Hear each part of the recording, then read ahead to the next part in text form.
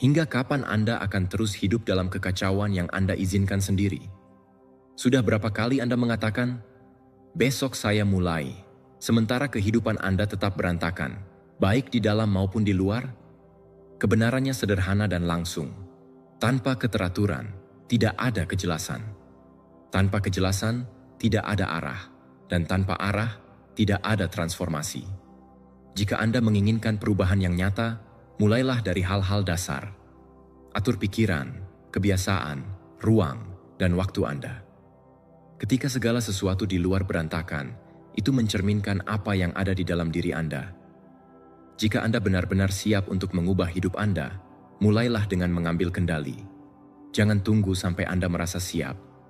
Atur diri Anda dan lihat bagaimana segalanya mulai selaras. Sebelum memulai video ini, saya ingin Anda melakukan sesuatu yang kuat dan simbolis. Silakan pergi ke kolom komentar dan tulis kalimat ini dalam bentuk orang pertama. Hari ini saya memutuskan untuk hidup teratur. Saya seorang stoik. Tulis dengan niat, sebagai komitmen untuk diri Anda sendiri. Ketika Anda menulisnya, Anda menyatakannya. Dan ketika Anda menyatakannya, pikiran Anda menyimpannya. Ini adalah cara untuk memprogram bawah sadar Anda agar bertindak dengan keteraturan, disiplin, dan kejelasan. Jangan biarkan itu hanya menjadi kalimat. Biarkan itu menjadi langkah pertama dalam transformasi Anda. Tulis sekarang dan biarkan perubahan dimulai.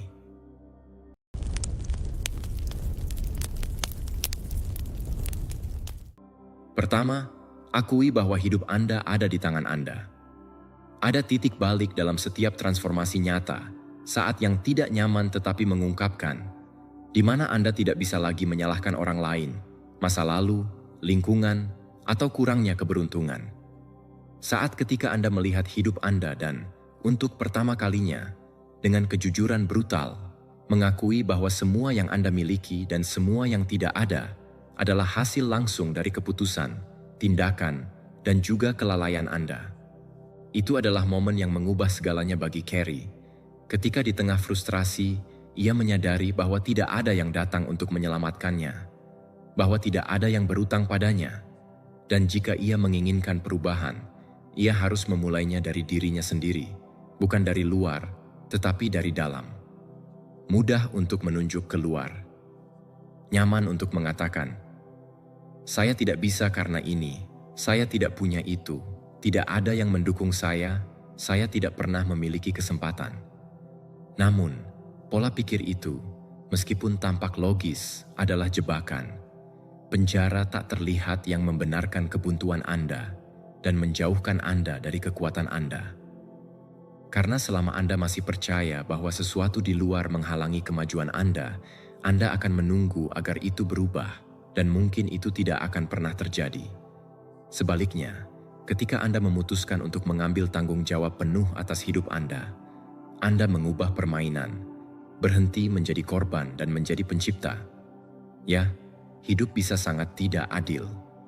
Ya, mungkin Anda menerima sumber daya yang lebih sedikit, dukungan yang kurang, kesempatan yang lebih sedikit, tetapi apapun yang Anda lakukan dengan itu adalah pilihan Anda. Ada orang yang memiliki segalanya dan tidak melakukan apa-apa, dan ada yang memulai dari nol dan membangun segalanya. Perbedaannya terletak pada apa yang mereka pilih untuk diambil. Tanggung jawab atau alasan. Satu membatasi, yang lain membebaskan.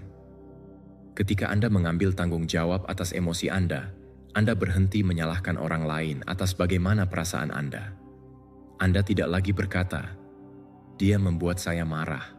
Tetapi, saya memilih untuk bereaksi seperti itu. Ketika Anda mengambil tanggung jawab atas keputusan Anda berhenti berkata, "Saya tidak punya pilihan," dan mulai bertanya, "Apa yang bisa saya lakukan berbeda?" Ketika Anda mengambil tanggung jawab atas waktu Anda berhenti berkata, "Saya tidak punya waktu," dan mulai menyadari bahwa Anda sebenarnya memilih hal-hal lain. Tingkat kesadaran itu, meskipun menyakitkan pada awalnya, adalah dasar dari perubahan yang sebenarnya. Stoicisme mengajarkan bahwa kita tidak mengontrol apa yang terjadi, tetapi kita mengontrol bagaimana kita merespons. Dalam respons itu terdapat kebebasan Anda. Epictetus berkata, bukanlah hal-hal yang mengganggu kita, melainkan interpretasi kita terhadapnya. Itu berarti Anda selalu memiliki kekuatan. Bahkan ketika segala sesuatu tampak melawan Anda masih memiliki kendali atas sikap, reaksi, dan langkah berikutnya. Itulah kekuatan stoik yang sebenarnya. Bukan mengendalikan dunia, tetapi menguasai diri sendiri.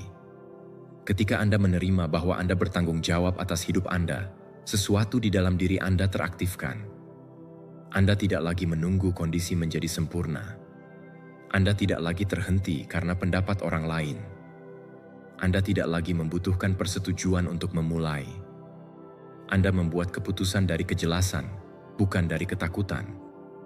Setiap tindakan yang Anda ambil, sekecil apapun, membawamu lebih dekat ke kehidupan yang ingin Anda bangun. Berhenti menyalahkan orang lain bukanlah beban berat dunia. Sebaliknya, itu adalah cara untuk membebaskan diri Anda. Karena selama kesejahteraan Anda bergantung pada apa yang dilakukan orang lain, Anda akan hidup terikat. Tetapi ketika Anda mengambilnya sendiri, Anda bebas. Bebas untuk memperbaiki, untuk mengoreksi, untuk memutuskan. Bebas untuk maju meskipun sulit. Bebas untuk berkata, ini milik saya dan saya juga memiliki kemampuan untuk mengubahnya. Dan ya, itu mungkin akan menjadi tidak nyaman. Pada awalnya, mungkin bahkan mengganggu karena mengambil tanggung jawab memaksa Anda untuk melihat langsung apa yang sebelumnya Anda hindari. Tetapi itu adalah harga kebebasan dan juga hadiahnya. Karena semakin banyak Anda bertanggung jawab, semakin kuat Anda, semakin percaya diri Anda, semakin Anda menghargai diri sendiri, dan semakin banyak hasil yang Anda bangun dari komitmen, bukan dari sikap korban. Jadi lihatlah diri Anda hari ini dengan jujur. Tanyakan pada diri Anda bagian mana dari hidup Anda yang Anda tunda, karena tidak ingin mengambil kekuatan Anda, dan putuskan hari ini untuk berhenti bersembunyi di balik alasan. Karena kesuksesan bukan untuk mereka yang memiliki kondisi terbaik, tetapi untuk mereka yang mengambil keputusan paling berani. Dan keputusan yang paling berani dari semuanya adalah ini. Berkata, saya bertanggung jawab, dan dari sana mulai membangun segalanya. Kedua, kunci kesuksesan adalah pemrograman yang konstan. Apa yang Anda pikirkan tentang diri Anda dalam keheningan, apa yang Anda anggap mungkin ketika tidak ada yang melihat Anda, apa yang Anda rasa layak di dalam diri Anda yang paling dalam. Itulah yang mengarahkan hidup Anda. Bukan niat Anda, bukan tujuan yang tertulis, bukan apa yang Anda posting di media sosial. Ini adalah pikiran bawah sadar Anda yang, tanpa Anda sadari, sedang menciptakan realitas Anda di setiap keputusan, reaksi, dan pilihan yang tidak terlihat. Jika Anda tidak bekerja untuk memprogramnya secara konstan, maka ia akan terus beroperasi dengan kode lama yang sama, dengan kepercayaan yang membatasi, yang menyabotase Anda tepat ketika Anda hampir maju. Kesuksesan bukanlah sebuah peristiwa, itu adalah konsekuensi dan bukan sihir. Itu adalah pemrograman. Masalahnya adalah banyak orang percaya bahwa cukup dengan menginginkan sesuatu dengan kuat atau memvisualisasikannya beberapa kali. Tetapi kenyataannya adalah ini. Pikiran Anda tidak berubah karena dampak, tetapi karena pengulangan. Pikiran berubah ketika informasi baru terpasang dengan dalam dan menjadi lebih kuat daripada pola lama. Dan itu hanya bisa dicapai dengan konsistensi, dengan niat harian, dengan disiplin mental. Setiap malam sebelum tidur, otak Anda masuk ke dalam keadaan sugesti tinggi. Ini adalah saat di mana ambang antara kesadaran dan bawah sadar melemah. Disinilah Anda harus menanam pemrograman baru. Ulangi tujuan Anda. Dengarkan afirmasi. Visualisasikan dengan detail bagaimana Anda bertindak, bagaimana Anda berbicara, bagaimana Anda berpikir dalam versi terbaik Anda. Jangan berharap hasil instan. Ini bukan untuk mereka yang ingin perubahan cepat. Ini untuk mereka yang mengerti bahwa pikiran adalah lahan subur, tetapi hanya memberi hasil kepada mereka yang menyiraminya setiap hari tanpa gagal. Mengapa pekerjaan konstan ini begitu penting? Karena bawah sadar Anda tidak membedakan antara kebenaran dan kebohongan. Ia hanya menerima apa yang diterima dengan intensitas dan frekuensi. Jika Anda terus memberi makan dengan pikiran-pikiran ketakutan, keraguan, kekurangan, atau kekalahan, maka ia akan berfungsi untuk mempertahankan narasi itu. Tetapi jika Anda mendidik ulangnya dengan pesan kekuatan, tindakan, fokus, dan disiplin, maka ia akan mulai bekerja untuk Anda, mendorong Anda untuk melakukan yang benar tanpa harus terlalu memikirkannya, karena pemrograman baru Anda akan selaras dengan tujuan Anda. Disitulah kunci kesuksesan sejati. Bukan dengan memaksa diri setiap hari untuk melakukan apa yang harus dilakukan, tetapi dengan menjadi seseorang yang sudah melakukannya secara otomatis, seseorang yang tidak perlu motivasi karena pikirannya sudah terlatih untuk bertindak dari tujuannya. Namun, untuk mencapai itu, Anda harus menginstal program yang benar, dan itu dilakukan dengan pengulangan, bukan dengan intensitas sesaat. Stoicisme juga memahaminya. Epictetus mengajarkan bahwa tidak cukup hanya membaca atau memahami suatu filosofi. Anda harus mempraktikkannya setiap hari sampai menjadi alamiah, sampai Anda tidak perlu memikirkan bagaimana bertindak dengan kebajikan, karena Anda sudah melakukannya, karena Anda sudah menjadi. Itulah yang dilakukan pemrograman konstan. Ia mengubah Anda dari dalam hingga pikiran Anda bukan lagi penghalang Anda, tetapi sekutu terbaik Anda. Jadikan rutinitas mental Anda sebagai tindakan suci. Sama seperti Anda merawat tubuh Anda dengan olahraga dan makanan, rawat pikiran Anda dengan informasi yang mengangkat Anda. Bacalah setiap hari sesuatu yang menantang Anda. Ulangi kalimat yang menegaskan siapa Anda memutuskan untuk menjadi. Visualisasikan masa depan Anda seolah-olah sudah nyata. Lakukan berulang-ulang, karena setiap pengulangan itu berarti. Setiap malam Anda memprogram pikiran Anda adalah malam yang membawa Anda lebih dekat ke versi selanjutnya. Jangan biarkan diri Anda terbawa oleh ketidaksabaran. Jangan katakan, ini tidak berhasil, hanya karena Anda tidak melihat hasil dalam seminggu. Ingat, Anda telah diprogram selama bertahun-tahun. Pemrograman konstan memerlukan ketekunan, tetapi jika Anda tidak berhenti, jika setiap hari Anda menanam ide yang kuat, akan tiba saatnya ketika tindakan Anda berubah tanpa usaha. Dan itu akan menjadi titik balik ketika Anda tidak perlu mendorong diri lagi, karena pikiran Anda sudah mendorong Anda sendiri ke arah yang Anda katakan ingin tuju. Anda tidak rusak, Anda hanya diprogram. Dan yang baik dari itu adalah Anda bisa memprogram ulang diri Anda, tidak sekali, tidak ketika Anda ingat, tetapi setiap hari, dengan niat, dengan ketegasan, dengan keyakinan bahwa kesuksesan Anda tidak akan datang dari luar, tetapi dari apa yang Anda pilih untuk tanam di dalam diri Anda. Ketiga, berpegang pada kenyamanan menghambat transformasi Anda dan mengurangi keteguhan Anda. Kenyamanan mungkin tampak tidak berbahaya. Terkadang kita bahkan menganggapnya sebagai kedamaian, kesejahteraan, keseimbangan. Namun, jika Anda berhenti sejenak untuk melihat dengan jujur, Anda akan menemukan sesuatu yang lebih dalam. Kenyamanan yang konstan adalah jebakan halus, penjara emas yang perlahan memadamkan energi, ambisi, dan karakter Anda. Setiap kali Anda memilih untuk menghindari usaha, setiap kali Anda berlindung pada yang mudah, setiap kali Anda menghindari kekacauan yang diperlukan untuk tumbuh, Anda melemahkan struktur internal Anda. Bukan karena Anda lemah, tetapi karena Anda menyerahkan potensi Anda demi ketenangan yang palsu.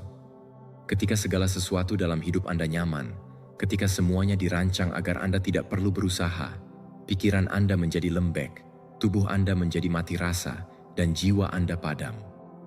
Kekuatan tidak lahir di sofa, tidak dalam keluhan, tidak dalam kesenangan instan. Ia lahir dalam ketegangan, dalam perjuangan, dalam pengorbanan sukarela terhadap yang mudah. Hanya mereka yang menghadapi kekacauan dengan kesadaran, yang berlatih di tengah ketidaknyamanan, yang menerima penderitaan yang diperlukan untuk berkembang, yang mengembangkan kekuatan sejati. Bukan yang berpura-pura kuat, tetapi yang bertahan, yang memutuskan, yang memimpin. Kemunduran pribadi tidak dimulai dengan jatuh besar, tetapi dimulai dari hal-hal kecil. Tidur sedikit lebih lama setiap hari, menunda hal-hal, menghindari yang sulit, mengganti tujuan dengan hiburan, membius rasa sakit alih-alih mendengarkannya. Akumulasi diam dari keputusan yang nyaman itu mengikis energi Anda hingga suatu hari Anda melihat ke cermin dan tidak mengenali siapa diri Anda. Yang terburuk adalah Anda tidak tahu bagaimana Anda sampai di sana, tetapi Anda tahu. Anda memilihnya sedikit demi sedikit dengan berhenti menantang diri Anda. Ini bukan tentang hidup dalam penderitaan konstan. Ini tentang memilih setiap hari dosis ketidaknyamanan yang membuat Anda tumbuh, menghadapi apa yang Anda takuti, berusaha lebih keras dari biasanya, berolahraga ketika tubuh Anda tidak mau, berkata jujur ketika lebih mudah diam, duduk untuk bekerja ketika semuanya di dalam diri Anda ingin teralihkan. Pertempuran kecil itu adalah tempat di mana karakter dibentuk. Mereka yang memenangkan pertempuran internal itu dapat bertahan dari badai eksternal apapun. Stoicisme mengajarkannya dengan tegas. Seneca memperingatkan bahwa kemewahan dan kenyamanan yang berlebihan melemahkan jiwa. Oleh karena itu, para Stoik secara sukarela berlatih untuk tidak nyaman. Mereka tidur di lantai, berpuasa, menghadapi kesulitan meskipun itu tidak diperlukan, bukan karena sadisme, tetapi sebagai persiapan. Mereka tahu bahwa tubuh harus dilatih di masa tenang untuk bertahan di masa perang. Hal yang sama berlaku hari ini. Jika Anda tidak melatih pikiran dan kehendak Anda ketika semuanya baik-baik saja, Anda tidak akan memiliki apapun untuk dijawab ketika kekacauan datang. Hari ini Anda memiliki kesempatan untuk menguatkan diri tanpa menjadi pahit, untuk memperkuat diri tanpa kehilangan kepekaan, untuk menjadi tangguh tanpa kehilangan kemanusiaan. Tetapi hanya jika Anda memilih untuk berhenti melarikan diri, hanya jika Anda berhenti mencari perlindungan dalam distraksi kosong, hanya jika Anda mulai menggunakan penderitaan sebagai guru dan bukan sebagai musuh. Segala sesuatu yang hari ini membuat Anda tidak nyaman dan Anda hadapi dapat berubah menjadi alat, struktur dalam kebijaksanaan. Perkenalkan tantangan yang disengaja dalam hidup Anda. Jangan tunggu kehidupan memaksamu. Dorong diri Anda sendiri. Lakukan yang sulit terlebih dahulu. Tantang diri Anda. Lepaskan apa yang membuat Anda lemah, tidak sepanjang waktu, tetapi cukup untuk mengingatkan Anda tentang siapa diri Anda. Kenyamanan yang berlebihan membius jiwa Anda. Anda tidak dilahirkan untuk hidup terbius. Anda dilahirkan untuk meninggalkan jejak, untuk berdampak, untuk menguasai diri Anda. Penguasaan itu dimulai di tempat kenyamanan berakhir. Disitulah, di titik di mana kebanyakan orang menyerah, Anda memutuskan untuk maju. Bukan karena itu mudah, bukan karena Anda merasa ingin, tetapi karena Anda tahu bahwa pertumbuhan Anda ada tepat di sana, di sisi usaha, di mana hanya sedikit yang mencapai, dan di mana Anda, jika Anda memilih, bisa mencapai. Karena di dalam diri Anda ada kekuatan yang hanya teraktifkan ketika Anda memilih untuk tidak nyaman demi tujuan yang lebih besar daripada kesenangan instan. Lakukan hari ini. Jangan cari hari yang ideal. Jangan tunggu untuk merasa termotivasi. Pilih untuk keluar meskipun sedikit dari kenyamanan. Lakukan sebagai tindakan cinta pada diri sendiri, sebagai pengingat bahwa Anda hidup. Karena tumbuh itu menyakitkan, tetapi tidak tumbuh jauh lebih menyakitkan. Anda pantas mendapatkan lebih dari hidup yang terbius. Keempat, pertanyakan ide bahwa tidak ada yang akan berhasil untuk Anda. Suara yang memberitahu Anda, tidak ada yang berhasil untukku, bukanlah kebenaran Anda. Itu adalah luka Anda yang berbicara. Itu adalah gema dari kekecewaan masa lalu, dari usaha yang tidak berjalan seperti yang Anda harapkan, dari momen ketika Anda memberikan yang terbaik dan masih saja tidak cukup. Namun, mengulangi kalimat itu sebagai mantra diam hanya memperpetuasi kebuntuan Anda. Karena masalahnya bukanlah tidak ada yang berfungsi, tetapi Anda sudah meyakinkan diri Anda bahwa tidak ada yang akan berhasil. Selama Anda tidak mempertanyakan ide itu, Anda akan hidup terjebak dalam pola autosabotase yang menghalangi Anda melihat peluang nyata yang sudah ada di depan Anda. Anda bukan orang yang sama seperti sebelumnya. Anda tidak memiliki pengalaman yang sama, tidak memiliki pikiran yang sama, tidak memiliki kekuatan yang sama. Jadi, mengapa Anda masih bertindak seolah-olah masa sekarang Anda terkutuk oleh masa lalu Anda? Kepercayaan bahwa segala sesuatu gagal, bahwa tidak ada yang berguna, hanyalah pembelaan untuk tidak berusaha lagi. Namun, apa yang tidak Anda lihat adalah bahwa itu juga menghalangi pertumbuhan Anda. Setiap kali Anda berkata, "Saya sudah mencobanya dan tidak berhasil," sebenarnya Anda sedang berkata, "Saya takut untuk gagal lagi." Dan tidak apa-apa memiliki ketakutan. Yang tidak baik adalah jika ketakutan itu mengambil alih keputusan Anda. Lain kali ketika Anda berpikir, "Ini tidak akan berhasil juga." Berhenti, bernapas, dan tanyakan pertanyaan langsung. Apakah ini benar? Apakah saya memiliki bukti bahwa tidak ada yang benar-benar berhasil, atau saya hanya menggeneralisasi dari sebuah emosi? Karena jika Anda melihat dengan baik, Anda akan menemukan momen di mana Anda memang maju, di mana Anda memang berhasil, di mana Anda memang mengambil langkah, meskipun kecil. Momen-momen itu adalah bukti, adalah data nyata, adalah pengingat bahwa Anda bisa maju jika Anda tidak menyabotase diri sebelum memulai. Pertanyakan narasi internal itu seolah-olah Anda seorang hakim yang adil.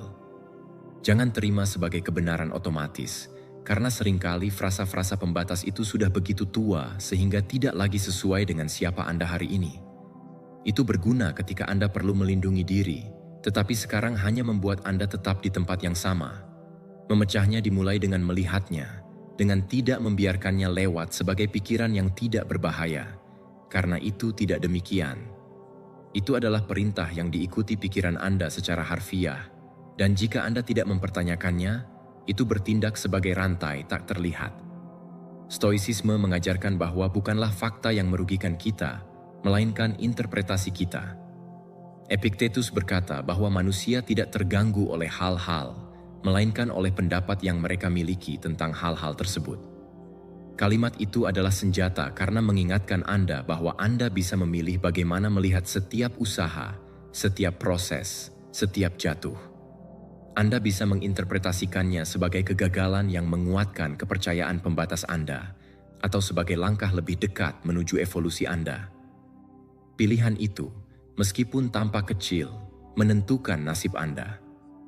Setiap kali Anda membiarkan diri mencoba lagi dengan sikap terbuka, Anda menantang pola yang mengatakan, "Tidak ada yang berguna untukku."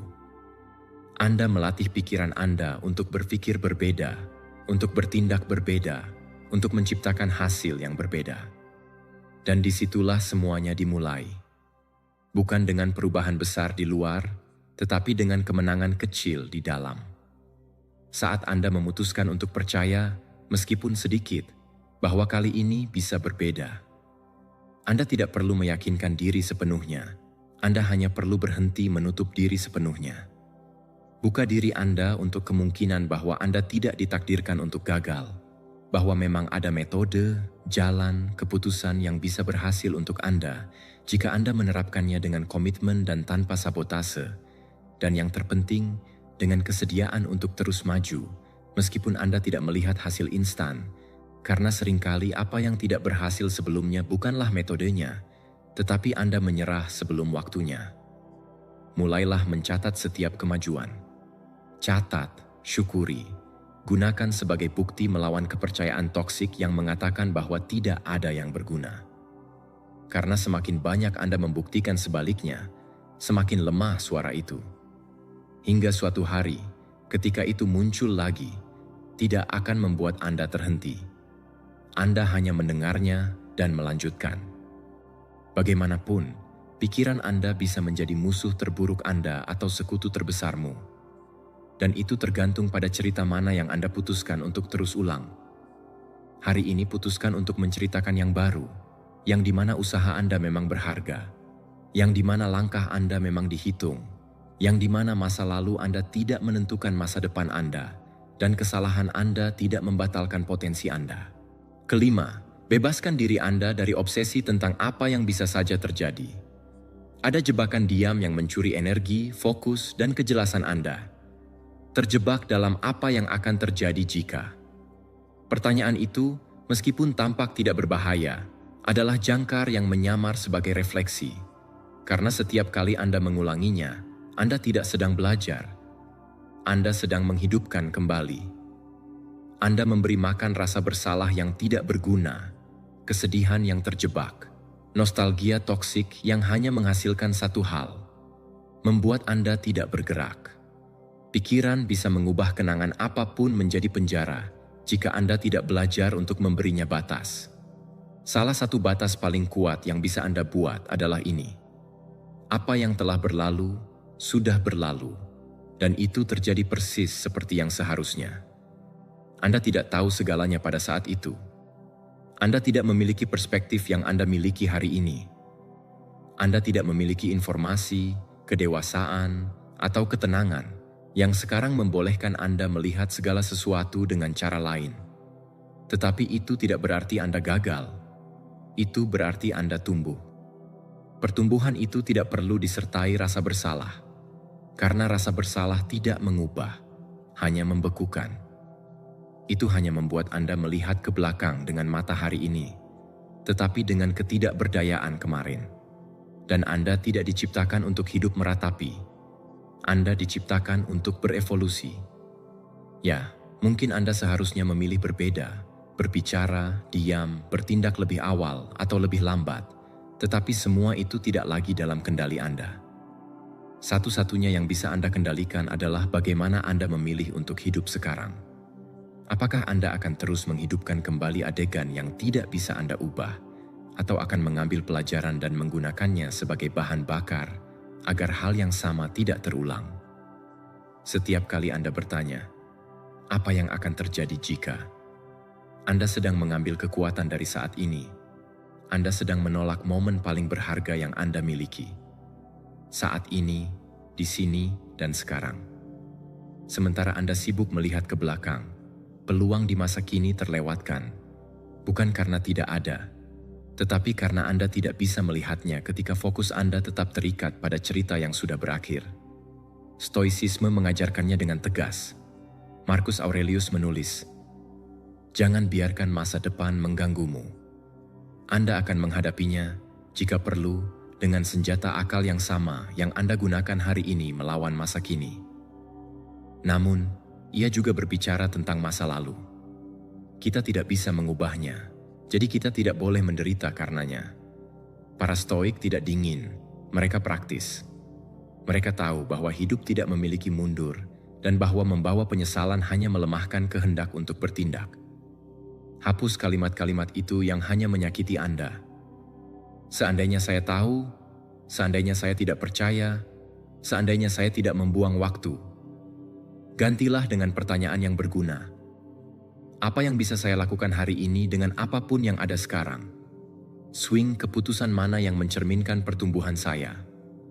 Logos, bagaimana saya menghormati proses saya saat ini? Perubahan fokus itu tidak menghapus masa lalu, tetapi mendamaikan Anda dengannya, karena Anda tidak lagi melihatnya sebagai kesalahan, tetapi sebagai tahap yang diperlukan, sebagai bagian penting dari transformasi Anda. Ketika Anda berhasil melakukan itu, sesuatu di dalam diri Anda terbebaskan. Rasa bersalah larut, penyesalan kehilangan bobot. Anda tidak lagi merasa bahwa cerita Anda ternoda. Anda merasa bahwa cerita Anda memiliki makna, bahkan dalam kesulitan, bahkan dalam apa yang tidak sepenuhnya Anda pahami, karena semuanya membawamu sampai di sini. Jika hari ini Anda bisa memilih berbeda, maka semuanya berharga. Berdamailah dengan masa lalu Anda, bukan sebagai tindakan emosional, tetapi sebagai keputusan yang sadar. Berhentilah berdebat dengan apa yang sudah berlalu. Itu tidak akan berubah, tetapi Anda bisa. Perubahan itu dimulai ketika Anda memilih untuk melepaskan kebutuhan untuk melakukannya dengan sempurna. Tidak ada yang melakukannya dengan sempurna. Kita semua sedang belajar. Jika Anda belajar, maka Anda telah mendapatkan sesuatu yang lebih berharga daripada keputusan yang benar. Anda telah mendapatkan kebijaksanaan. Hari ini Anda memiliki kesempatan untuk memulai kembali, tetapi dari tempat yang lebih kuat, lebih jernih, lebih bebas. Jangan biarkan apa yang tidak terjadi menghalangi Anda untuk hidup apa yang bisa terjadi, karena masa depan Anda tidak bergantung pada apa yang Anda hilangkan, tetapi pada apa yang Anda bersedia bangun sekarang. Jadi setiap kali pikiran Anda ingin menarik Anda kembali ke apa yang akan terjadi jika, jawab dengan tegas, "Saya tidak tahu dan saya tidak perlu tahu. Yang saya tahu adalah bahwa hari ini saya memiliki kesempatan baru dan saya tidak akan menyia-nyiakannya." Itulah kebebasan sejati dan itu sepenuhnya milik Anda. Keenam, kekuatan membayangkan nasib Anda untuk mengubahnya. Pikiran Anda tidak tahu perbedaan antara apa yang Anda bayangkan dengan intensitas dan apa yang benar-benar Anda alami. Itulah kuncinya. Karena setiap kali Anda memvisualisasikan sesuatu dengan detail, dengan emosi, dengan konsistensi, otak Anda mulai membangun koneksi yang diperlukan untuk menjadikan gambar itu kemungkinan yang nyata. Ilmu pengetahuan mengonfirmasi ini. Ketika Anda memvisualisasikan sebuah tindakan, area yang sama di otak yang diaktifkan saat Anda melakukannya di dunia nyata juga diaktifkan dalam imajinasi.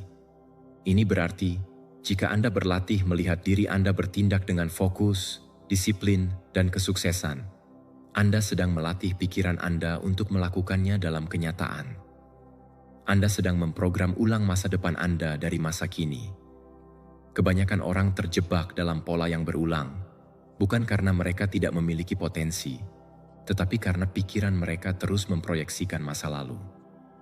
Mereka membayangkan gagal karena mereka sudah gagal sebelumnya. Mereka membayangkan ditolak karena mereka sudah ditolak. Mereka melihat diri mereka menyabotase karena mereka sudah melakukannya.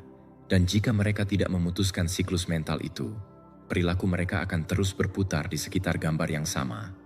Karena otak, jika tidak menerima instruksi baru, akan terus menjalankan skrip yang sama. Itulah sebabnya sangat kuat menggunakan visualisasi sebagai alat harian, bukan untuk melarikan diri dari kenyataan, tetapi untuk menciptakan yang baru. Setiap pagi dan malam, luangkan beberapa menit untuk menutup mata dan melihat diri Anda hidup seperti yang Anda inginkan. Tidak hanya hasil akhirnya, visualisasikan diri Anda bertindak, mengambil keputusan yang berani, berlatih meskipun tidak ada niat, memenuhi kebiasaan Anda. Bereaksi dengan ketenangan di tengah konflik, berbicara dengan jelas, menghadapi kesulitan dengan kekuatan, merasakan diri Anda sudah menjadi orang yang Anda putuskan untuk menjadi. Semakin nyata visualisasi itu, semakin besar dampaknya. Gunakan semua indera. Rasakan bagaimana Anda bernapas. Dengar bagaimana suara Anda terdengar. Bayangkan apa yang Anda lihat di sekeliling Anda. Dan yang terpenting, rasakan emosi itu. Rasakan bagaimana rasanya mencapainya, mengalaminya, mempertahankannya, karena otak diprogram ulang dengan emosi, bukan hanya dengan logika.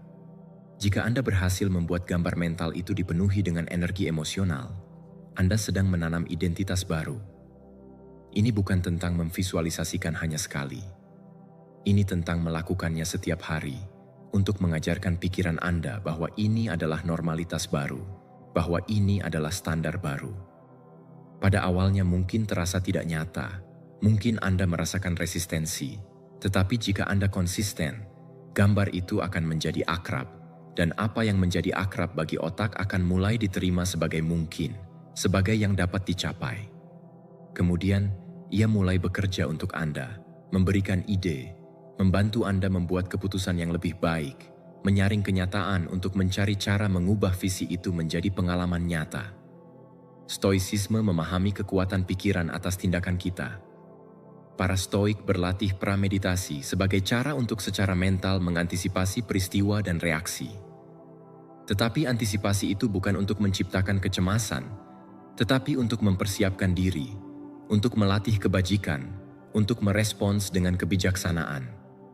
Anda dapat menggunakan alat yang sama, tetapi diarahkan ke masa depan yang ingin Anda bangun. Visualisasikan tidak hanya apa yang ingin Anda capai, tetapi siapa yang harus Anda jadi untuk mencapainya, karena itulah yang paling penting. Disitulah perbedaan antara bermimpi dan memprogram ulang diri Anda. Mimpi membuat Anda terinspirasi. Visualisasi melatih Anda, membentuk Anda, menjadikan Anda seseorang yang sudah hidup itu ratusan kali dalam pikirannya. Dengan begitu, ketika saat yang nyata tiba, Anda tidak bereaksi dari ketakutan, tetapi bertindak dari keakraban. Anda sudah berada di sana, Anda sudah melakukannya. Anda hanya menjalankan skrip yang telah Anda latih dalam pikiran Anda begitu banyak kali. Jadikan visualisasi sebagai bagian dari rutinitas Anda. Tulis jika perlu. Rekam suara Anda sendiri dengan afirmasi. Lakukan dalam keheningan. Lakukan dalam gerakan. Lakukan saat bangun. Lakukan saat tidur. Tetapi lakukan, karena semakin sering Anda melakukannya, semakin alami itu menjadi. Ketika sesuatu menjadi alami bagi pikiran Anda, itu menjadi tak terhindarkan dalam hidup Anda. Ketujuh, bebaskan diri Anda dari rasa bersalah yang konstan dan mulai menciptakan jalan baru. Jika Anda terus menghukum diri sendiri atas apa yang telah Anda lakukan di masa lalu, Anda tidak akan pernah memiliki energi atau kejelasan untuk membangun masa depan yang Anda inginkan. Rasa bersalah diri ketika menjadi kronis bukanlah bentuk penebusan. Itu adalah bentuk pengabaian diri. Karena itu membuat Anda terikat pada sesuatu yang tidak bisa Anda ubah lagi. Alih-alih fokus pada satu-satunya yang benar-benar dapat mengubah hidup Anda. Apa yang Anda lakukan hari ini? Kita semua membuat kesalahan. Kita semua membawa momen di mana kita tidak bangga. Namun, hukuman yang terus-menerus bukanlah tanda kedewasaan. Itu adalah jebakan emosional yang menjauhkan Anda dari kekuatan pribadi Anda. Langkah pertama untuk menyembuhkan bukanlah mengubah masa lalu, tetapi Anda memutuskan untuk berhenti hidup di dalamnya. Masa lalu tidak memiliki kekuatan nyata atas Anda, kecuali jika Anda terus memberikannya. Apa yang terjadi sudah terjadi. Anda bukan orang yang sama lagi. Anda telah tumbuh, Anda telah belajar, Anda telah menderita cukup untuk memahami bahwa hari ini Anda bisa memilih berbeda. Pilihan itu tidak dimulai besok atau ketika Anda merasa sudah layak. Itu dimulai sekarang, di sini, dalam keputusan ini. Saya tidak akan terus menyalahkan diri sendiri. Saya akan mulai membangun. Berhentilah menghidupkan kembali kesalahan seolah itu adalah identitas Anda. Itu bukan. Itu adalah bab, bukan keseluruhan cerita. Anda bisa mengingatnya, tetapi bukan untuk tenggelam, tetapi untuk belajar, untuk lebih sadar, lebih rendah hati, lebih kuat. Jangan menyangkal apa yang terjadi, tetapi jangan juga mengikat diri Anda padanya. Lihatlah ke belakang hanya untuk mencatat, bukan untuk menetap di sana. Karena jika setiap hari Anda kembali ke ingatan yang sama dengan rasa bersalah, Anda sedang menghilangkan kemungkinan untuk menulis sesuatu yang baru. Hari ini Anda memiliki kekuatan untuk mengambil keputusan yang berbeda. Dan setiap keputusan, sekecil apapun, adalah pernyataan tentang siapa Anda memilih untuk menjadi. Anda bisa terus jatuh ke dalam kebiasaan yang sama, atau Anda bisa berhenti dan mengubah arah. Anda bisa terus berbicara pada diri sendiri sebagai musuh terburuk Anda, atau Anda bisa mulai memperlakukan diri Anda sebagai seseorang yang layak untuk dibangun kembali. Pembangunan itu tidak memerlukan kesempurnaan, tetapi memerlukan niat, konsistensi, dan tanggung jawab. Stoicisme mengajarkan kita bahwa kita tidak bisa mengubah apa yang sudah terjadi, tetapi kita bisa mengubah hubungan kita dengannya. Dikatakan bahwa kesalahan masa lalu bukanlah rantai jika Anda memutuskan untuk mengubahnya menjadi pelajaran. Kebijaksanaan bukanlah tidak gagal, tetapi tidak mengulangi dari ketidaksadaran. Jika hari ini Anda lebih waspada, lebih hadir, lebih berkomitmen, maka Anda tidak berada di tempat yang sama seperti sebelumnya. Anda sedang maju, meskipun tidak terlihat. Ini bukan tentang melupakan segalanya. Ini tentang tidak membiarkan itu mengendalikan Anda. Anda bukan momen terburuk Anda. Anda adalah apa yang Anda lakukan dengannya.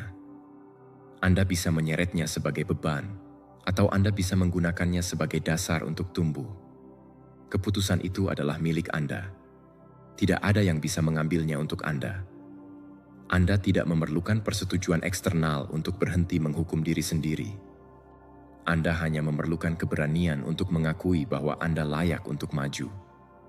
Ambil tanggung jawab atas masa depan Anda, bukan sebagai beban, tetapi sebagai kesempatan. Setiap kali Anda memilih dengan baik, Anda sedang membangun kembali citra diri Anda. Anda sedang memberitahu pikiran Anda. Kami tidak sama lagi. Kami tidak mengulangi karena dorongan.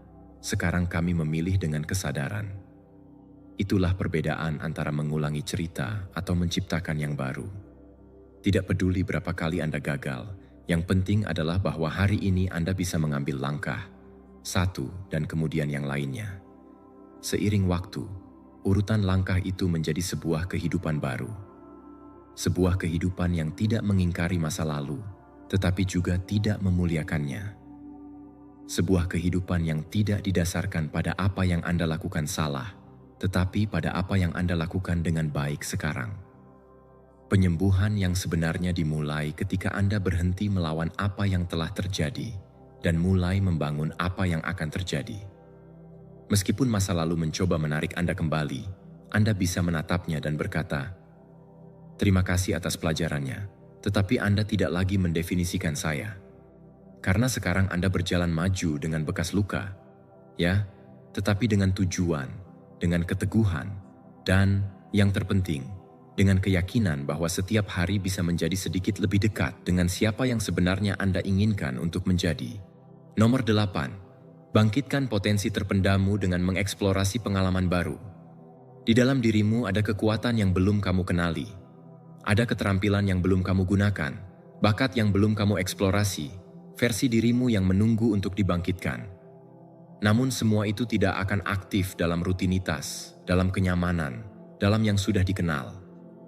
Potensi sejati terungkap ketika kamu berani melangkah keluar dari yang familiar, ketika kamu terpapar hal baru, bukan untuk mendapatkan hasil instan, tetapi untuk menemukan dirimu dari perspektif yang berbeda.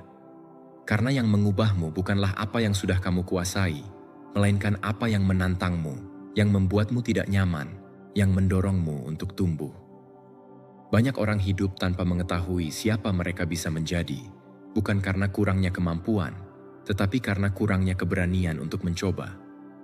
Mereka terjebak dalam apa yang mereka tahu lakukan dengan baik, dalam apa yang memberi mereka keamanan dan membiarkan hidup menjadi repetitif. Tetapi setiap kali kamu memilih yang dikenal karena takut akan kesalahan, kamu memberitahu pikiranmu bahwa zona nyamanmu lebih penting daripada perluasanmu. Dan keputusan itu, jika diulang selama bertahun-tahun, akan membius jiwa. Kamu tidak perlu melompat ekstrem, kamu hanya perlu mulai bereksperimen dengan niat, mencoba aktivitas yang berbeda, berbicara dengan orang di luar lingkaranmu, menghadapi tantangan yang membangkitkan sesuatu dalam dirimu. Yang penting bukanlah kesempurnaan, tetapi mengaktifkan bagian-bagian yang sebelumnya tidak aktif, karena disitulah pertumbuhan yang sebenarnya terjadi. Pada saat kamu merasa tidak tahu, bahwa kamu tidak bisa mengendalikan semuanya, bahwa kamu bisa gagal dan tetap memutuskan untuk melakukannya, saat itulah kamu sudah mengalami transformasi.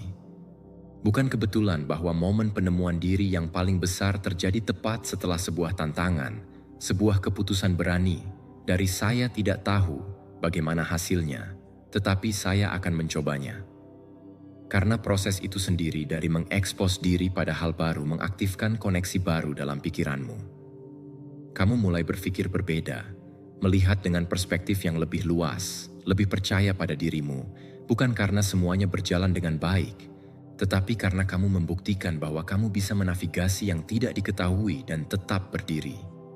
Stoicisme mengatakannya dengan jelas, kita tidak boleh menghindari yang sulit, tetapi menggunakannya untuk melatih jiwa.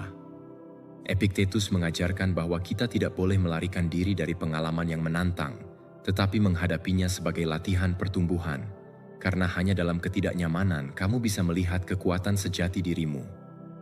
Seorang stoik tidak mencari kenyamanan, tetapi mencari kebajikan.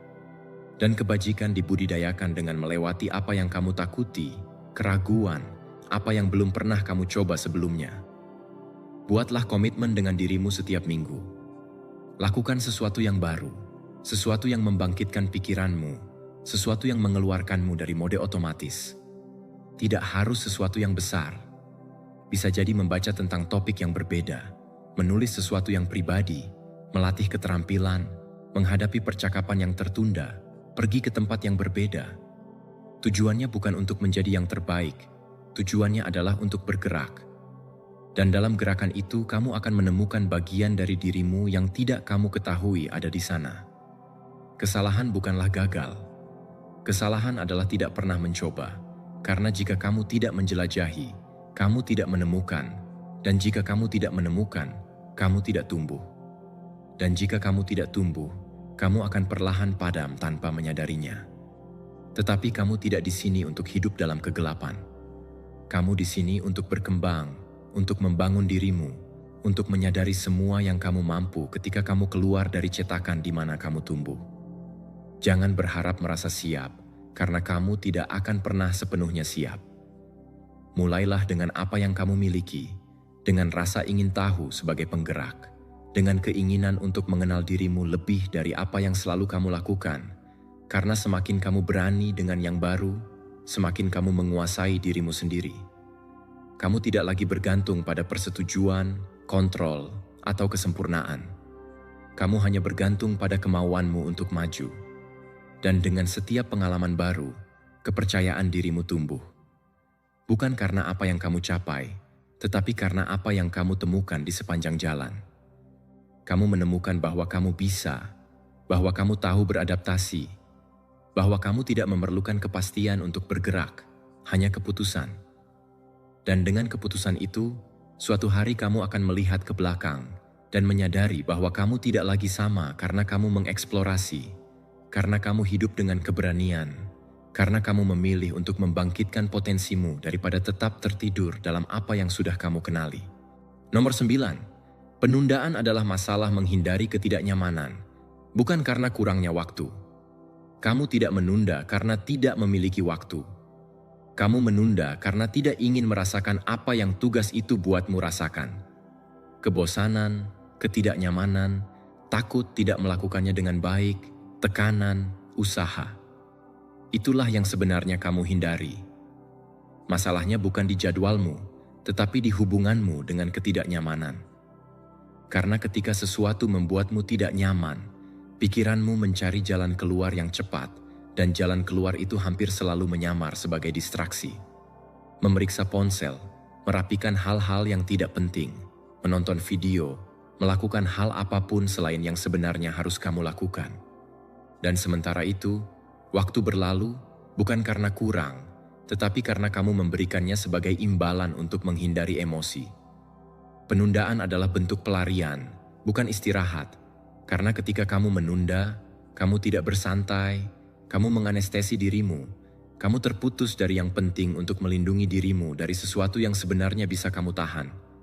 Dan itu adalah bagian kunci. Kamu bisa menahannya, hanya saja kamu belum melatih pikiranmu untuk melakukannya. Kamu telah melatih pikiranmu untuk melarikan diri. Dan setiap kali kamu melarikan diri, kamu memperkuat kebiasaan itu, menjadikannya lebih otomatis, lebih kuat, lebih bagian dari dirimu. Sampai pada titik di mana kamu tidak menyadari bahwa kamu sedang melarikan diri. Kamu hanya merasa sibuk, ketika sebenarnya kamu sibuk menghindari yang esensial. Dan kamu tidak sendirian. Kita semua pernah berada di sana. Kita semua pernah terjebak dalam perangkap mental itu, tetapi hari ini kamu bisa mengubah dinamika itu. Hari ini kamu bisa melihat penundaan sebagai apa adanya. Sinyal perlawanan internal, bukan kurangnya waktu. Dan jika kamu mengubah cara kamu menginterpretasikan perlawanan itu, maka kamu bisa bertindak meskipun ada perlawanan. Kamu bisa berkata, "Ini tidak saya sukai, ini membuat saya tidak nyaman, tetapi saya akan melakukannya juga, karena disitulah pertumbuhan sejati dimulai." Bukan ketika semuanya mengalir dengan mudah, tetapi ketika kamu memutuskan untuk maju meskipun merasa tidak nyaman. Ketika kamu mendengar suara internal itu memberitahumu, lakukan nanti. Jangan berdebat dengannya. Hanya akui. Jangan diskusikan, jangan percayai. Hanya katakan, "Saya sudah tahu mengapa kamu ada di sini, tetapi saya tidak akan mendengarkanmu." Dan ambil langkah pertama. Buka file. Mulailah percakapan yang tidak nyaman. Bangkit dari tempat tidur. Mulailah dengan 1 menit. Hanya 1. Karena sebagian besar waktu yang kamu butuhkan bukanlah kekuatan kehendak untuk menyelesaikan, hanya keberanian untuk memulai. Stoicisme menjelaskannya dengan kebijaksanaan praktis. Jangan lari dari usaha. Jangan hindari kewajiban. Lakukan apa yang perlu dilakukan ketika perlu dilakukan. Marcus Aurelius bertanya, apakah kamu lahir untuk nyaman atau untuk bertindak dengan kebajikan? Dan itu mengubah segalanya. Karena menunda bukan hanya kehilangan waktu, tetapi kehilangan karakter. Itu adalah membiarkan kesenangan sesaat mengalahkan tujuanmu. Kuncinya adalah berpikir lebih jauh dari momen ini, menghubungkan dengan manfaat jangka panjang. Tanyakan pada dirimu, bagaimana perasaanmu jika kamu melakukannya sekarang? Apa yang akan terbuka untukmu jika kamu menepati ini? Versi mana dari dirimu yang sedang kamu kuatkan? Karena setiap keputusan memperkuat identitas. Setiap kali kamu menunda, kamu memperkuat yang menghindar. Setiap kali kamu bertindak, kamu memperkuat yang memimpin hidupnya. Dan bukan tentang menjadi sempurna, tetapi tentang konsisten. Rancang ulang pendekatanmu. Alih-alih fokus pada apa yang tidak ingin kamu rasakan sekarang, fokuslah pada kebebasan yang akan kamu dapatkan setelahnya. Visualisasikan kelegaan setelah menyelesaikannya, ketenangan pikiran, kemajuan yang terakumulasi. Itu lebih memotivasi daripada rasa takut. Itu mendorongmu lebih dari rasa bersalah, karena kamu tidak perlu menghukum dirimu karena telah menunda. Kamu hanya perlu memutuskan bahwa kali ini akan berbeda. Kali ini kamu akan melakukannya meskipun tidak mau, karena visimu lebih besar daripada ketidaknyamananmu. Lakukan yang sederhana. Satu langkah pada satu waktu, satu tindakan kecil, satu tugas yang dibagi. Yang penting bukan seberapa banyak yang kamu lakukan, tetapi bahwa kamu tidak berhenti, bahwa kamu tidak kembali bersembunyi di balik "saya tidak punya waktu". Karena kamu punya waktu. Yang kamu butuhkan adalah mengingat bahwa kamu bisa menahan ketidaknyamanan, bahwa itu tidak akan menghancurkanmu, bahwa kamu bisa melewatinya, dan ketika kamu melakukannya, penundaan kehilangan kekuatannya dan kamu mendapatkan kembali milikmu. Nomor 10. Kemenangan sejati adalah membuktikan bahwa kamu bisa percaya pada dirimu sendiri. Kemenangan yang paling penting bukanlah yang dilihat orang lain, tetapi yang tidak ada yang bertepuk tangan, tetapi kamu merasakannya dengan mendalam. Itu terjadi ketika kamu melakukan apa yang kamu katakan akan kamu lakukan.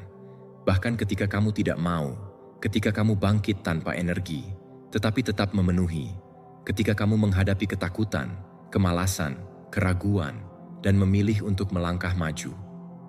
Itulah kemenangan sejati.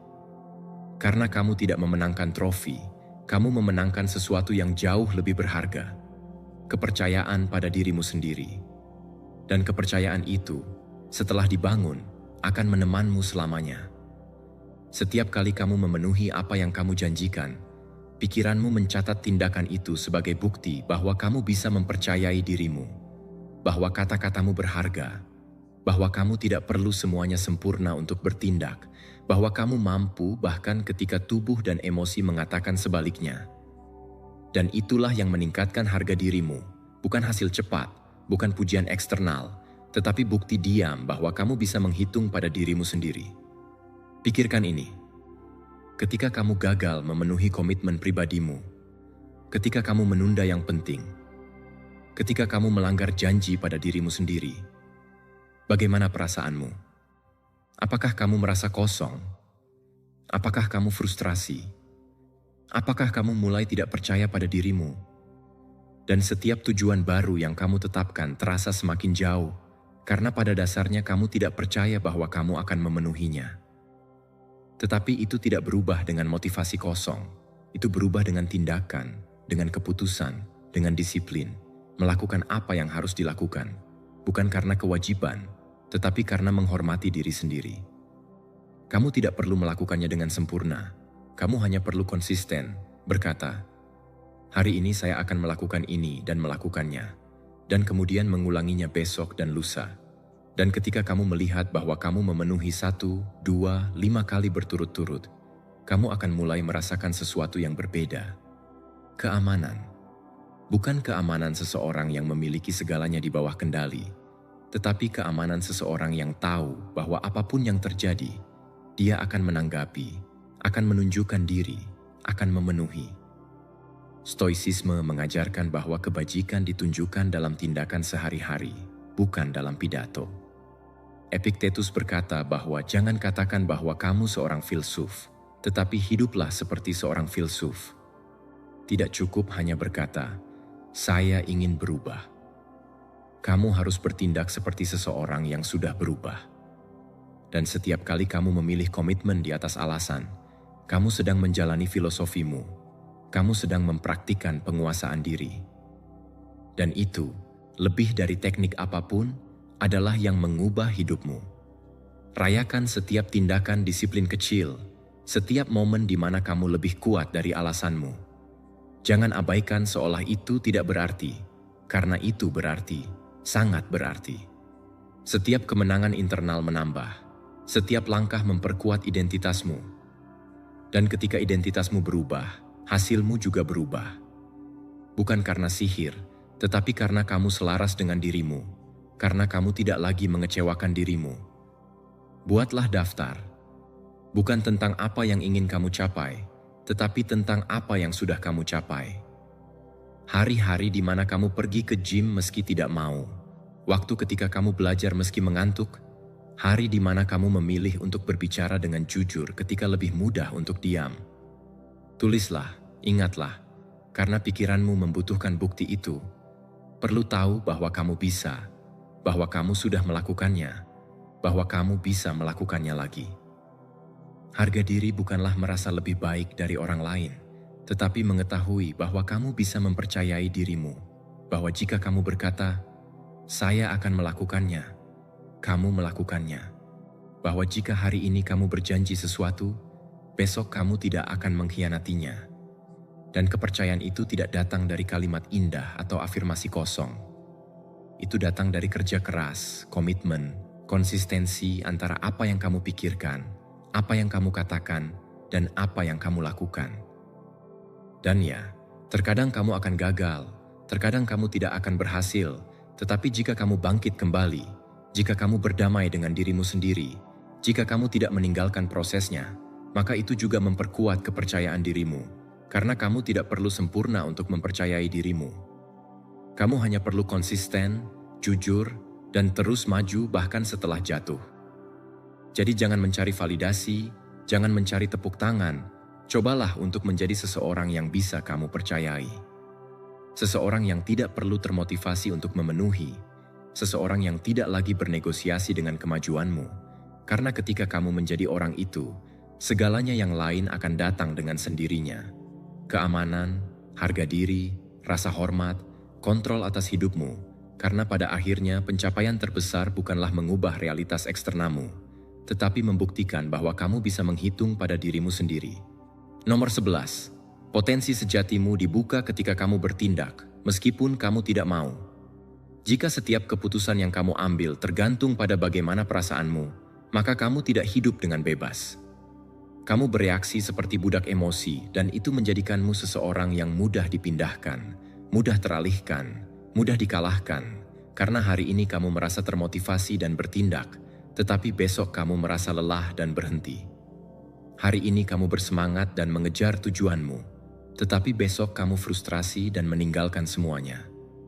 Dan selama kamu tidak meletakkan jarak antara apa yang kamu rasakan dan apa yang kamu lakukan, kamu akan terus terjebak dalam roller coaster emosional, di mana tidak akan ada kemajuan yang nyata. Ini bukan tentang mengabaikan emosimu.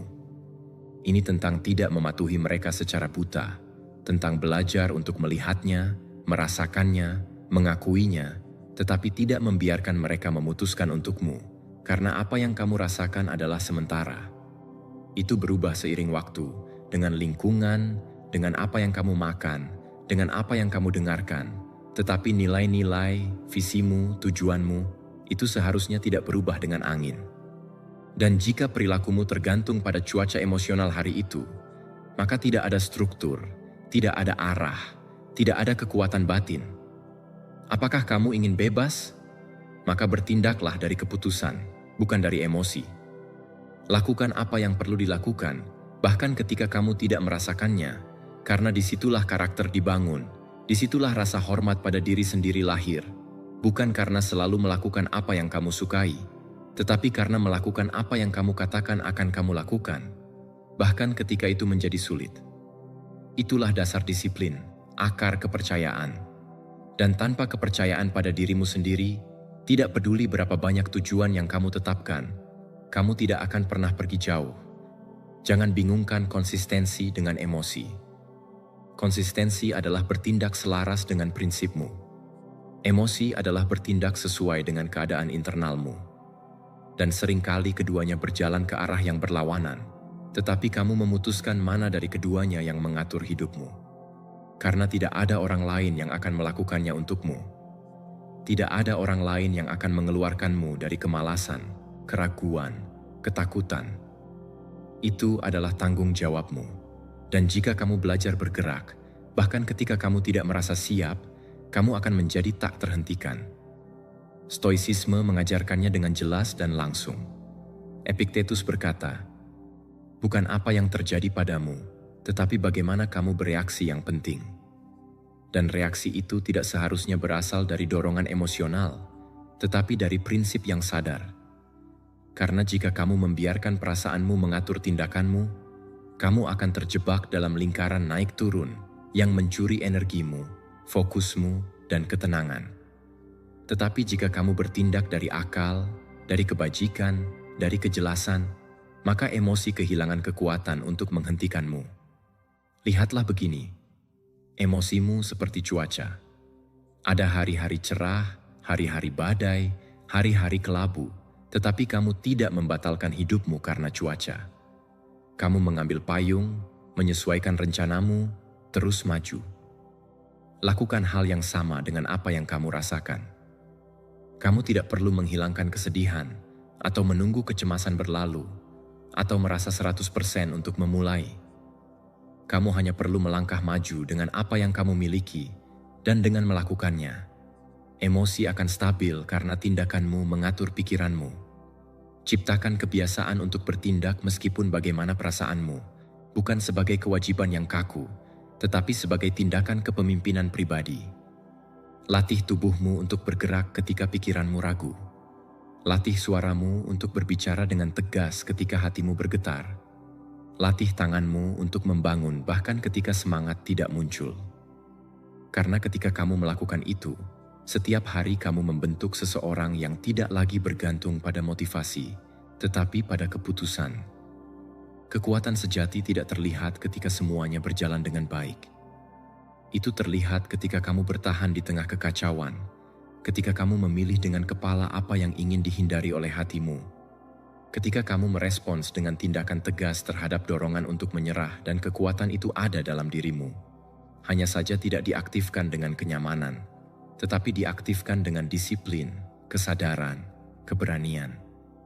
Jadi, lain kali kamu merasa tidak bisa, tidak mau, bukan saatnya, jangan menunggu agar keadaan emosionalmu berubah. Putuskan untuk bertindak dan kamu akan melihat bahwa gerakan sederhana mengubah apa yang kamu rasakan.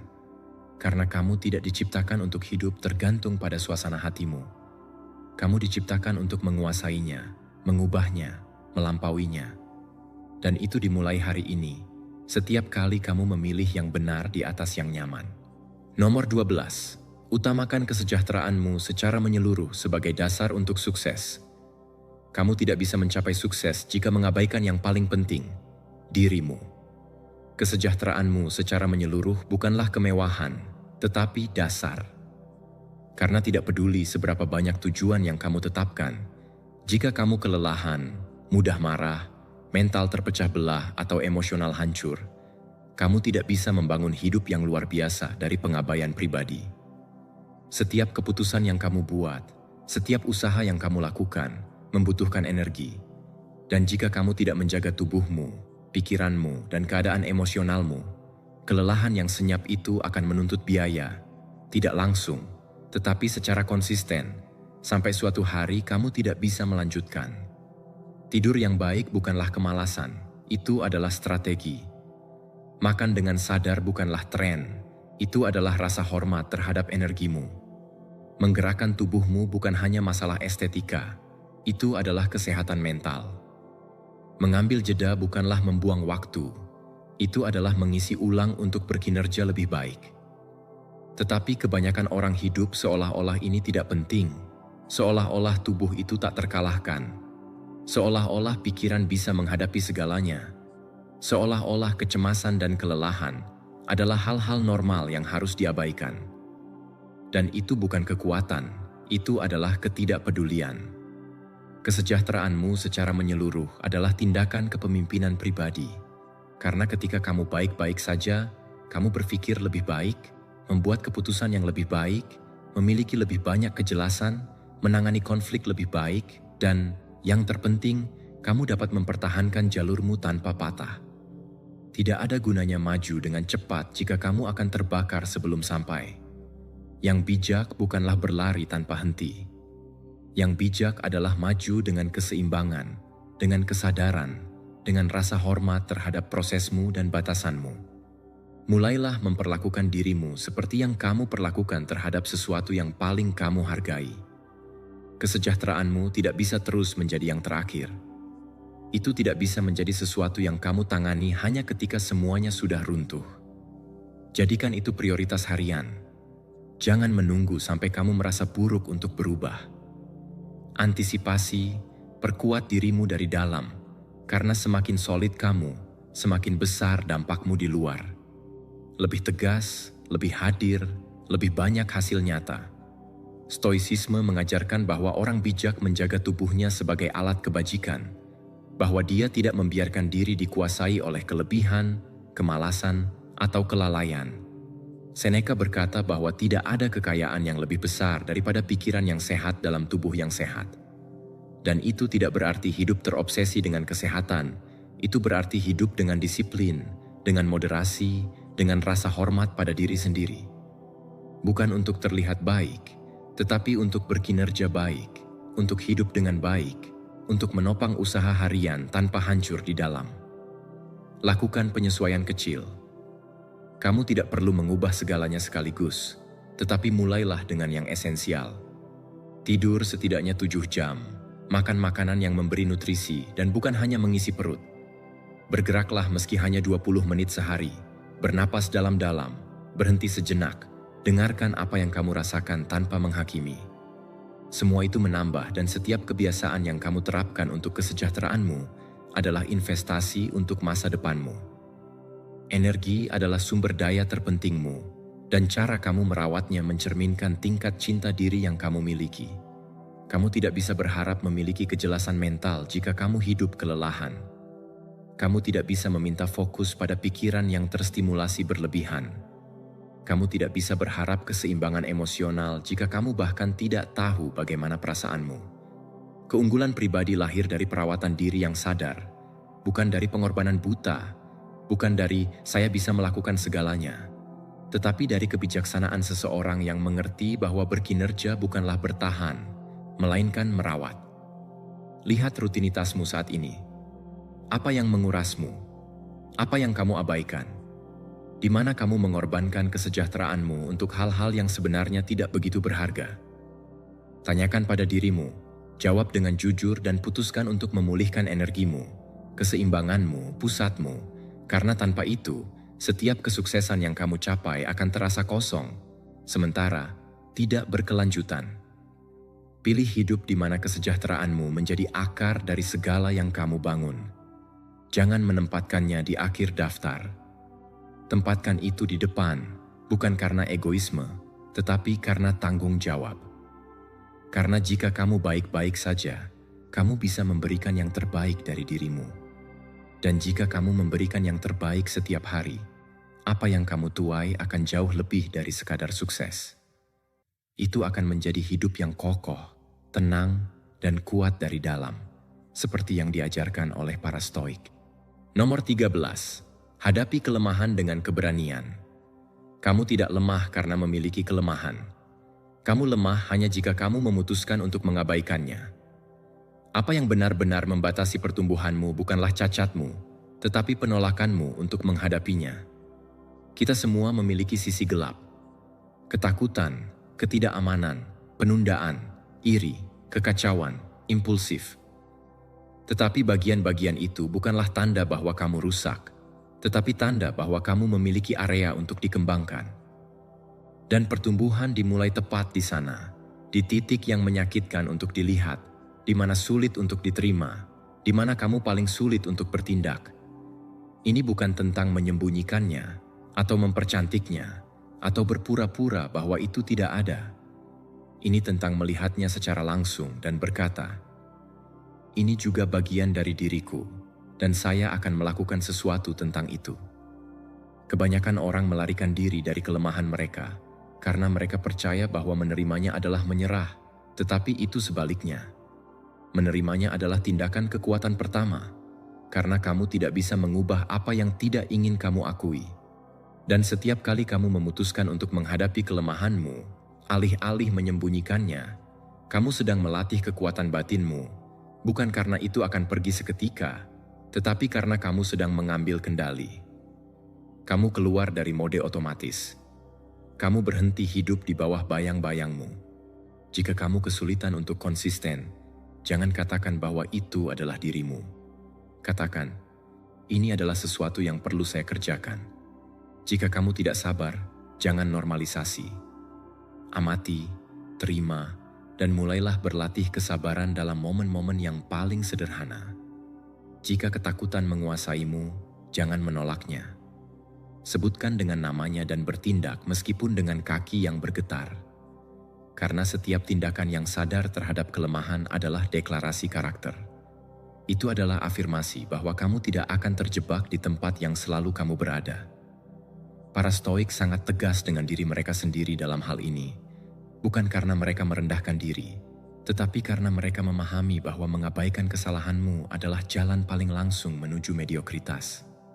Marcus Aurelius, sebagai kaisar, menulis setiap malam untuk memperbaiki dirinya. Seneca berbicara tentang praktik melepaskan diri di tengah kemewahan. Epictetus, sebagai budak, berbicara tentang kebebasan batin dari keterbatasan fisiknya. Mereka tidak melihat batasan mereka sebagai masalah. Mereka melihatnya sebagai tempat di mana mereka bisa melatih kebajikan. Karena kebajikan tidak ditunjukkan ketika semuanya mudah, tetapi ditunjukkan ketika yang sulit menantangmu dan kamu memutuskan untuk tidak menyerah. Lakukan latihan dengan dirimu sendiri. Ambil selembar kertas dan tuliskan 3 kelemahan terbesarmu, tetapi bukan sebagai sebuah kutukan. Tuliskan sebagai titik awal. Kemudian, di samping setiap kelemahan, tuliskan tindakan konkret, kecil, tetapi konstan yang bisa kamu lakukan untuk mengubahnya. Jika itu adalah kurangnya fokus, mulailah dengan 10 menit kerja tanpa gangguan setiap hari. Jika itu adalah pengelolaan emosi yang buruk, mulailah dengan jeda sebelum bereaksi. Jika itu adalah kekacauan, mulailah dengan satu area yang bisa kamu pertahankan dalam keadaan teratur. Jangan coba mengubah semuanya sekaligus, tetapi ubahlah sesuatu dan ubahlah setiap hari. Harga dirimu tidak akan meningkat hanya karena kamu mengulang kalimat indah. Itu akan meningkat ketika kamu melihat bahwa kamu sedang menghadapi apa yang sebelumnya mengendalikanmu. Bahwa kamu sedang tumbuh di tempat yang sebelumnya terhenti. Bahwa setiap hari kamu mengambil keputusan yang mendekatkanmu, meskipun sedikit, pada versi terbaik dari dirimu. Itu bukan kesempurnaan, itu adalah kekuatan. Dan kekuatan itu ada dalam dirimu. Mengakui kelemahanmu dan bekerja di atasnya tidak membuatmu kurang, tetapi membuatmu lebih. Lebih disiplin, lebih dapat diandalkan, lebih manusiawi. Karena ketika kamu belajar menguasai diri di dalam, tidak ada yang di luar yang memiliki kekuatan yang sama terhadapmu. Kamu menjadi stabil dalam kekacauan, tenang dalam kesulitan, tegas dalam ketidaknyamanan, dan itu terasa, terlihat, dan ditransmisikan. Jadi jangan takut pada kesalahanmu, jangan menolaknya, jangan menyembunyikannya, terimalah mereka apa adanya. Bagian dari dirimu yang menunggu untuk diubah, bukan oleh orang lain, tetapi oleh dirimu. Karena kamu memiliki kemampuan, kamu memiliki kemauan, dan satu-satunya yang kurang adalah berhenti melihat ke arah lain dan mulai bertindak. Kekuatan sejati bukanlah tidak memiliki kelemahan, tetapi memiliki kelemahan, mengenalinya, menghadapinya, dan mengatasinya. Satu keputusan pada satu waktu, satu langkah setiap hari, Dan setiap langkah mendekatkanmu tidak hanya pada kehidupan yang lebih baik, tetapi pada versi dirimu yang tidak lagi bersembunyi, yang tidak lagi membenarkan, yang memimpin melalui contoh, melalui keberanian, melalui kebajikan, seperti para stoik, seperti seseorang yang memutuskan untuk tumbuh. Nomor 14. Carilah untuk berada dekat dengan orang-orang yang menginspirasi dan mendorongmu untuk tumbuh. Lingkunganmu membentukmu lebih dari yang kamu pikirkan. Percakapan yang kamu dengar, kebiasaan orang-orang di sekitarmu, sikap yang kamu lihat setiap hari, semua itu menyaring pikiranmu tanpa kamu sadari. Kamu secara perlahan menjadi rata-rata orang-orang yang paling sering kamu habiskan waktu bersama dan konten yang paling sering kamu konsumsi. Dan jika kamu tidak secara sadar memilih pengaruhmu, lingkungan akan melakukannya untukmu. Kamu bisa menginginkan kehidupan yang luar biasa jika kamu dikelilingi oleh orang-orang yang menormalisasi yang mediocre, yang membenarkan keluhan, yang mengejek usaha atau yang takut akan perubahan. Setiap kata yang kamu dengar memiliki bobot. Setiap sikap yang kamu biarkan dekat denganmu meninggalkan jejak.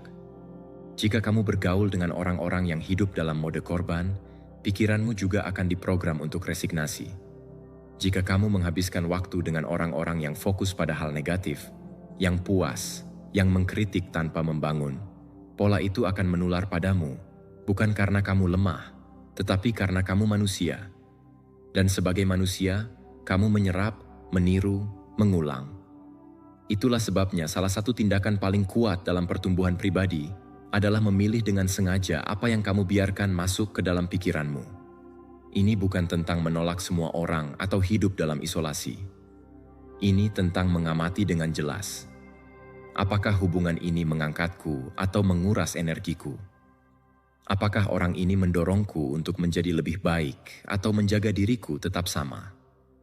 Apakah percakapan ini memberiku nutrisi atau memadamkan semangatku, dan hal yang sama berlaku untuk konten digital? Apakah konten yang saya konsumsi menginspirasi atau mengalihkan perhatian, membantu saya fokus atau membuat saya mengantuk? Setiap pilihan menambah, setiap pengaruh, sekecil apapun, membangun atau menghancurkan bagian dari fokusmu. Kelilingi dirimu dengan orang-orang yang berbicara tentang tujuan, buku, ide, orang-orang yang tidak mengejek pertumbuhan, yang tidak takut akan perubahan, yang merayakan usaha. Carilah komunitas, meskipun kecil, di mana komitmen untuk perbaikan adalah hal yang alami, bukan sumber rasa malu. Jika kamu belum memiliki lingkungan itu, mulailah untuk menciptakannya. Terkadang dimulai dengan sebuah buku, dengan percakapan yang jujur, dengan mentor virtual, dengan rutinitas yang menghubungkanmu dengan diri sendiri, tetapi jangan hanya menunggu untuk muncul. Kamu bisa membangunnya. Stoicisme mengungkapkannya dengan tegas. Kita sangat dipengaruhi, dan oleh karena itu kita harus melindungi pikiran kita, seperti kita melindungi sebuah benteng. Seneca menyarankan untuk menghindari orang-orang yang merusak karakter dengan pergaulannya. Epictetus mengingatkan bahwa jika kamu berjalan dengan orang pincang, kamu akan belajar pincang, bukan karena kamu kekurangan kemampuan, tetapi karena kebiasaan menular. Jadi, jagalah ruangmu, dialogmu, hubunganmu. Tidak semua orang berhak mendapatkan akses bebas ke pikiranmu. Lakukan audit pribadi. Tinjau siapa orang-orang yang paling sering hadir dalam hari-harimu. Apakah mereka mendorongmu untuk memenuhi tujuanmu, membantumu mempertahankan perspektif atau menyeretmu ke dalam inersia? Hal yang sama berlaku untuk media sosial, podcast, program yang kamu tonton. Semua itu memberi makan pikiranmu atau mengacaukannya. Tidak ada netralitas. Atau itu mengangkatmu atau menghentikanmu. Dan ketika kamu menemukan orang-orang yang menginspirasimu, hargailah, jaga mereka, pelajari dari mereka. Kelilingi dirimu dengan mereka yang tidak membiarkanmu menyerah, yang tidak mengejek aspirasi kamu, yang menghadapkanmu dengan cinta dan menuntutmu dari kekaguman. Energi semacam itu langka, tetapi kuat. Dan ketika kamu terpapar pada itu secara teratur, standar hidupmu akan meningkat. Jadilah pengaruh positif itu juga, karena ini bukan hanya tentang menerima, tetapi juga tentang memberikan. Jadilah orang yang, dengan contohnya, membuat orang lain ingin berkembang. Jadilah yang mendengarkan dengan niat, yang menantang dengan rasa hormat, yang tidak menyerah dan menularkan kekuatan itu. Karena semakin banyak kamu memberi, semakin banyak kamu menarik, dan lingkunganmu akan bertransformasi bersamamu, tidak hanya di sekelilingmu. Pertumbuhan bukan hanya masalah kemauan individu, tetapi juga masalah konteks. Jika lingkungan tidak mendorongmu, itu akan menghambatmu.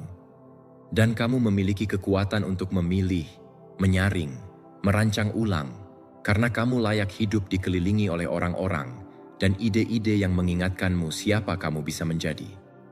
Dan ketika kamu menjadikan lingkunganmu sebagai cerminan dari tujuanmu, kemajuan menjadi alami, bukan tanpa usaha, tetapi dengan arah, dengan kejelasan dan dengan keyakinan bahwa kamu didampingi oleh apa yang benar-benar menambah, bukan oleh apa yang menghentikanmu.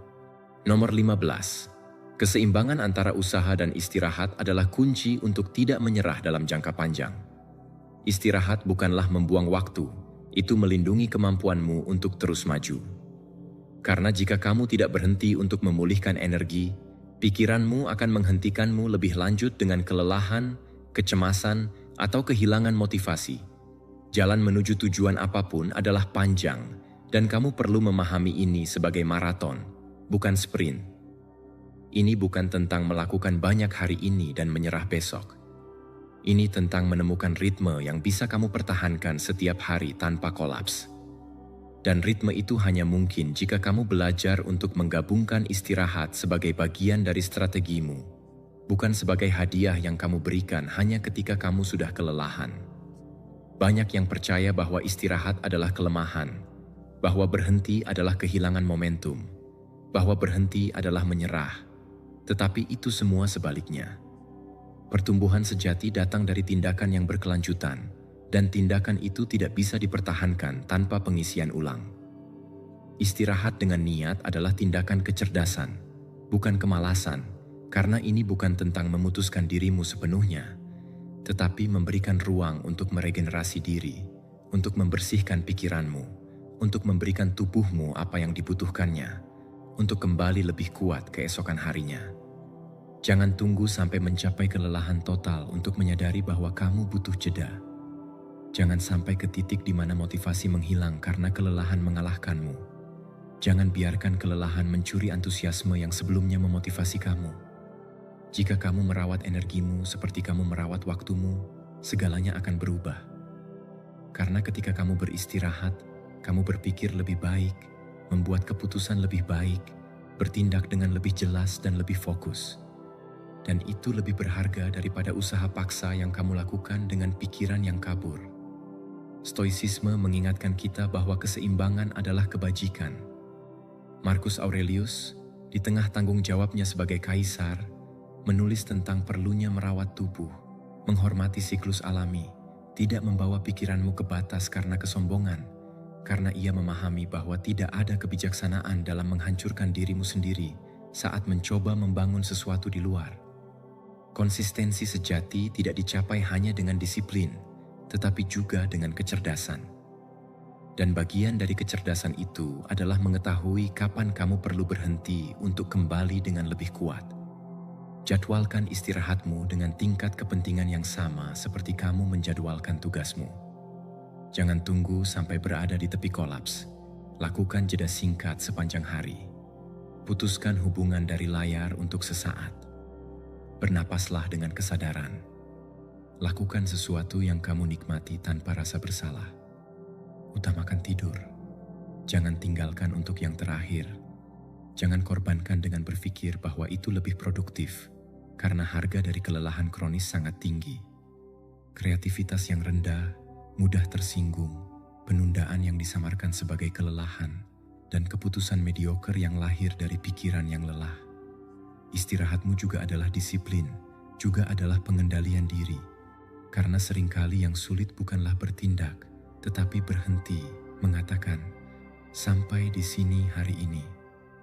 Menghormati batasanmu, mendengarkan tubuhmu, dan mempercayai bahwa istirahat tidak menjauhkanmu dari tujuan, tetapi membolehkanmu untuk mencapai dengan lebih kuat, dengan lebih jelas, dengan lebih konsisten, Karena produktivitas sejati bukanlah yang membuatmu kehabisan tenaga, tetapi yang bisa kamu ulangi setiap hari tanpa menghancurkan dirimu. Ingatlah bahwa kamu sedang membangun sesuatu yang kamu inginkan untuk bertahan, dan apa yang bertahan dibangun dengan keseimbangan, dengan ritme, dengan visi jangka panjang. Ini bukan tentang maju dengan kecepatan penuh hari ini, tetapi tentang terus maju besok, lusa, dan setiap hari yang kamu putuskan untuk muncul. Dan untuk itu, kamu memerlukan sistem yang mencakup ruang untuk merawat pikiranmu, tubuhmu, dan energimu. Jadikan istirahat sebagai ritual, bukan pelarian, yang menjadi bagian dari rutinitasmu, bukan pengecualian, yang menjadi ruang di mana pikiranmu diperbarui, di mana tubuhmu diperbaiki, dan di mana jiwamu terhubung kembali dengan alasan di balik apa yang kamu lakukan. Karena ketika istirahat itu disengaja, itu mengembalikan lebih banyak daripada yang diambilnya. Dan ketika kamu kembali, kamu akan melakukannya dengan energi yang berbeda, dengan pikiran yang lebih jelas, dengan motivasi yang nyata, bukan yang dipaksakan, karena kamu tidak mendorong dirimu dari kekurangan, tetapi maju dari kelimpahan. Dan dengan demikian, setiap hari menjadi langkah yang mantap, bukan perlombaan yang melelahkan, karena kamu tahu kapan harus bertindak